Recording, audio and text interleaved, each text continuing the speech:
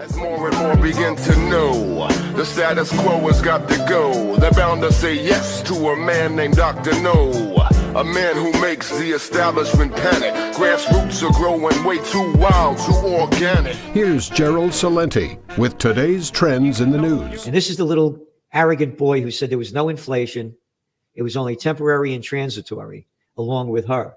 And again, anybody get it in your head. These are the freaks running the show. She was the former Fed head, and now she's our Treasury Secretary. So what does this mean? It means that with the Feds running the government, because the former Fed head is the Treasury Secretary, they're going to start lowering interest rates in the run up to the presidential reality show of 2024. The people are tired of Biden. They're tired of Trump. And it's just a clown show on both sides of the things that are running. A piece of pencil, Pence, the little slobby, arrogant piece of scum crap, Christie over there in Jersey. Oh, now Godson Gavin Newsom is playing the Democratic role. Oh, yeah, the little dictator over there in California that closed down everything.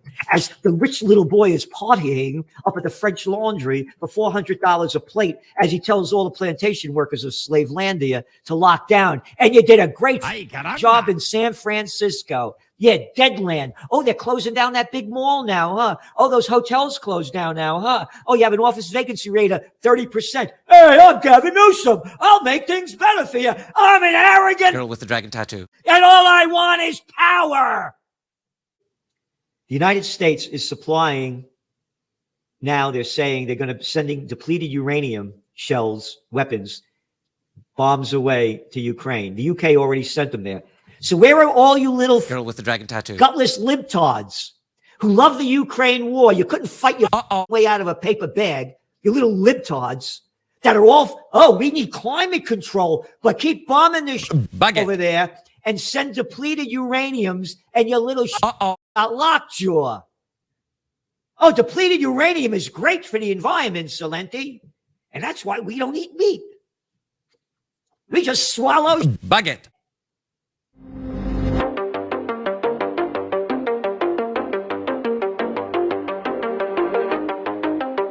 Top of antiwar.com today, the U.S. to send Ukraine depleted uranium ammunition. So the Biden administration is expected to provide Ukraine with controversial depleted uranium ammunition for use with the U.S.-made Abrams tanks.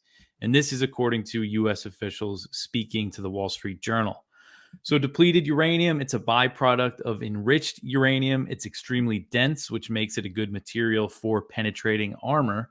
But depleted uranium is radioactive, and it's been linked to cancer, birth defects, and environmental damage in areas where it's been used, especially Iraq. The U.S. has used a lot of depleted uranium in the Gulf War and during the invasion.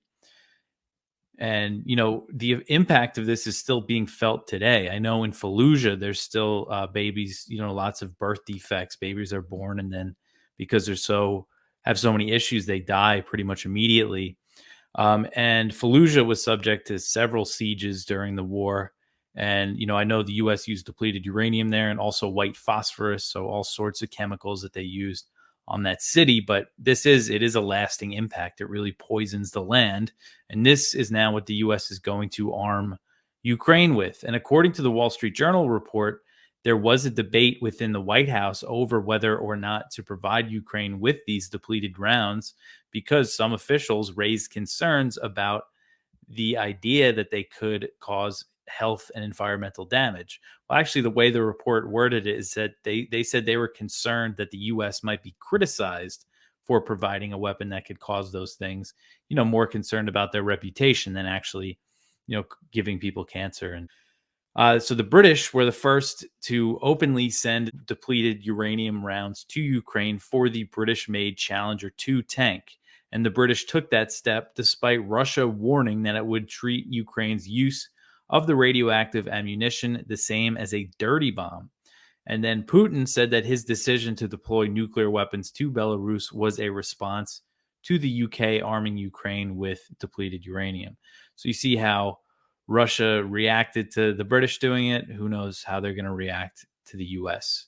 So Germany's defense minister, Boris Pistorius, said on Monday that Berlin will not be able to replace every German-made Leopard tank that Ukrainian forces lose in their fight against Russia. So his comments came amid reports that Leopards have been destroyed in Ukraine's counteroffensive. And again, Russia said that it captured some of these German-made tanks. So the German defense minister refused to authenticate images circulating online that show damaged Leopard tanks in Ukraine. There's been a lot of pictures like that going around on social media, but appearing to confirm that Ukraine is losing a lot of armored vehicles. Andriy Melnik, who's Ukraine's deputy foreign minister, is asking for more Western armor, including the Leopard 2 tank. So Melnik said, quote, "The Ukrainian army desperately needs many more Western battle tanks, infantry fighting vehicles, and other armored vehicles. Each Leopard 2 is literally worth its weight in gold for a decisive offensive," end quote. So Germany has provided Ukraine with 18 Leopard 2 tanks from its military stockpiles and is also sending refurbished Leopard 1 tanks. But Melnik thinks that Berlin could do more, saying that the supply of Leopard 2 tanks from Germany could be tripled without jeopardizing Germany's ability to defend itself. Pistorius said that Germany will not be able to replace every tank that is now out of action, and he added that it is the nature of war that weapons are destroyed and tanks are destroyed and people are killed. This is based on a report put out by the Pentagon. So a report from the Department of Defense Inspector General found that Pentagon employees in Poland failed to follow procedures to account for military equipment being transferred to Ukraine. In the shipments of weapons monitored by the office, Pentagon employees failed to properly track the weapons in 3 of 5 shipments. So the report said, quote, "DoD personnel did not have the required accountability of the thousands of defense items that they received and transferred in Poland. We observed that DoD personnel did not fully implement their standard operating procedures to account for defense items and could not confirm the quantities of defense items received against the quantity of items shipped for 3 of 5 shipments we observed." So the head of the U.S. Coast Guard said that its ships will conduct more activities in the Indo-Pacific to contest China's territorial claims. The branch will attempt to increase its joint operations with other nations in the region as well. So this is from Admiral Linda Fagan, the commandant of the Coast Guard. She told Nikkei Asia on Monday, quote, "The Indo-Pacific is clearly a consequential region for America's future. The United States Indo-Pacific strategy identifies an expanded role for the Coast Guard as a top administration priority as we seek to ensure a region that is free and open," end quote. So she's saying there's going to be additional Coast Guard cutter patrols and they're going to deploy specialized forces. I'm not sure what that means for the Coast Guard, but, you know, this is all part of the plan. And I know that specifically the U.S. Coast Guard is looking to start doing joint patrols with the Philippines. And that's very dangerous because the Philippines has a lot of encounters with Chinese vessels in the South China Sea. So it's just going to put, you know, we've been talking a lot about these encounters between the U.S. and Chinese militaries. And all this is just going to create more of them, and it's going to increase the risk of an accident. And, you know, I wouldn't be surprised. You know, we shouldn't be surprised if one day you wake up and you see in the news that, you know, a Chinese or American plane collided or ships collided or they shot at one another or something like that happened. And all of a sudden the U.S. and China are at the brink of war. I think that's actually very possible. I don't think the U.S. plans are to go to war with China, you know, right now. It's not a near-term war that they're preparing for, but an accident could happen really at any time.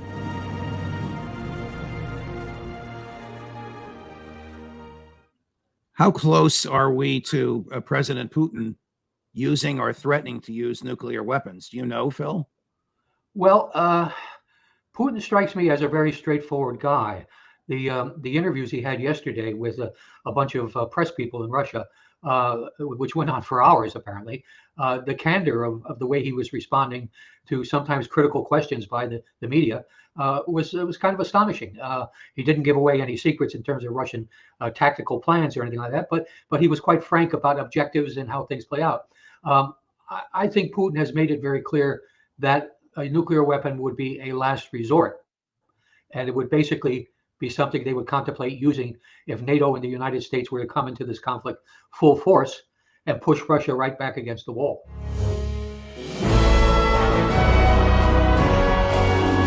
not look like this war is winding down to the satisfactory of the insiders, the world globalists. Yeah.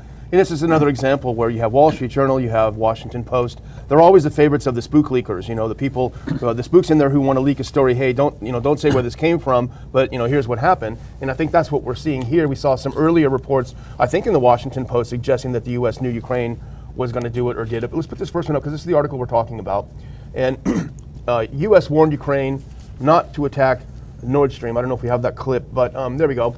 U.S. warned Ukraine not to attack Nord Stream. CIA pressed Kiev weeks before the explosion sabotaged the natural gas pipeline, bringing Russian gas to Europe. And if we can go to the next one, this is from the article. CIA warned Ukrainian government not to attack the pipelines last summer after it obtained detailed information about a Ukrainian plot to discover a main energy connection between Russia and Europe. Officials familiar with the exchange said, now this means it's an anonymous source, so we have to take that with a grain of salt. Apparently it happened in June. The CIA called up Kiev and said, hey, we heard you guys are going to blow up the pipeline. Don't do it. Bad idea. And then Ukraine, a couple months later, did it anyway. Now this contradicts, as you suggest, Dr. Paul, the Seymour Hersh article, which has been mostly ignored by the mainstream media, which is that the U.S. government attacked the pipeline itself. The U.S. military assets attacked the pipeline itself. There were a lot of people saying that Russia attacked its own pipeline. I think that's even a little bit too far to the west. But again, it raises more questions than answers if this is the kind of ally you have. Now, the CIA looks like they're getting a little protection here because when the Netherlands came to the CIA to tell them what was going on, the CIA took the warning seriously. And these officials said it had questions about whether Ukraine had the capacity to carry out such a complicated matter. So the CIA stopped, acting with a brain, a breakthrough of a little bit of consideration there. So anyway, they went along with the whole thing too. And now it's who are going to be the best liars, who's going to control the media, and in order to satisfy the people who want to continue this war. But I think it raises the other question, and we may talk about this a little bit more later, is maybe there's a break in the supporters for the war. Maybe there's a few people are questioning it. Certainly in Washington there are, a few Democrats are saying, and there's a popular opinion now that, that it makes sense to the American population. Why are we spending all this money over there? And why are we doing this when the American people are suffering? So this is probably what they're trying to do. Who blame what and how can we continue it? And the people who are making the money, how are they going to protect their interests? Well, in an oversimplified way, but for the sake of argument, Article 5 of the NATO Treaty says essentially that an outside attack or an attack on one NATO member state is an attack on NATO as such and is to be defended as such.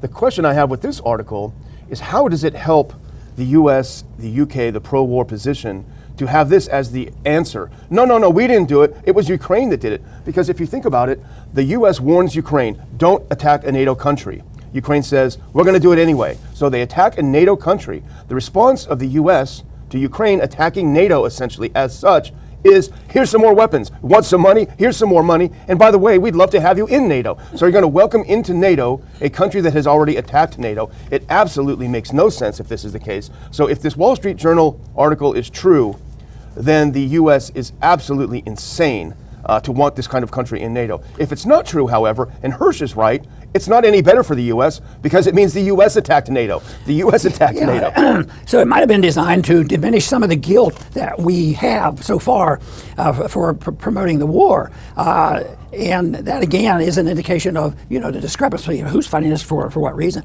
Because really, we have the money.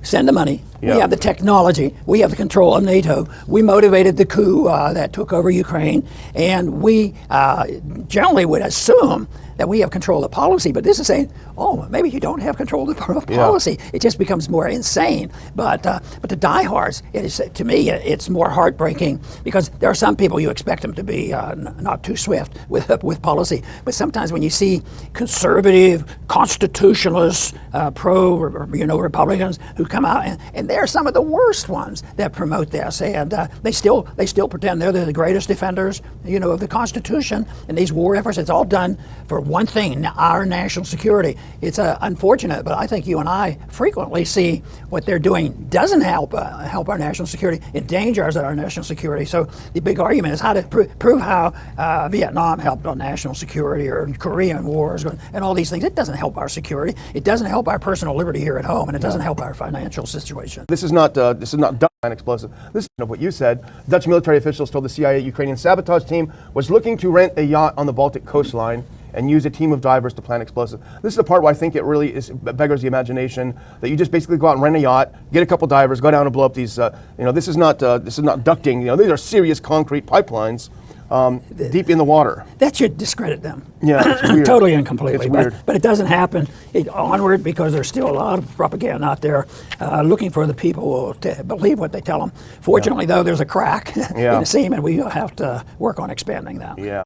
But see, it's so much easier if one develops and accepts the principle of non-intervention, which the Constitution requires, and that it's a matter of, are we non-intervention? And if we are intervening, does that make us guilty? And too often, or very often, they make it pretty easy for us to show that we're very much involved. This whole mess in Ukraine, it's not too difficult to have an indictment. Yeah. When you think of the coups that go on and the weaponry we have, the NATO efforts to start a conflict with the Russians. So it's not easy to put that together. And I don't think that's imaginary either. Nuclear bluster comes the same day that the U.S. signals depleted uranium has been approved for Kiev.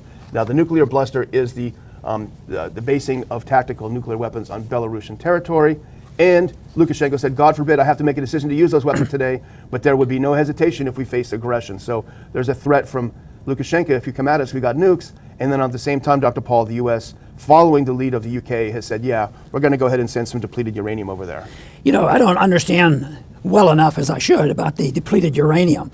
But I know the politics of this, that this is, I know they're dangerous and they linger and it is a political issue, but it just doesn't seem like the most appropriate thing. Even if it were a serious war, would we still be arguing about depleted uranium that's been around since World War II, I guess. But it's lasting and it's a big issue, but it's being used to escalate. Yeah. And do they do those kind of things for escalation? Yeah. Or, that's not going to really solve the problem of this perpetual war. So.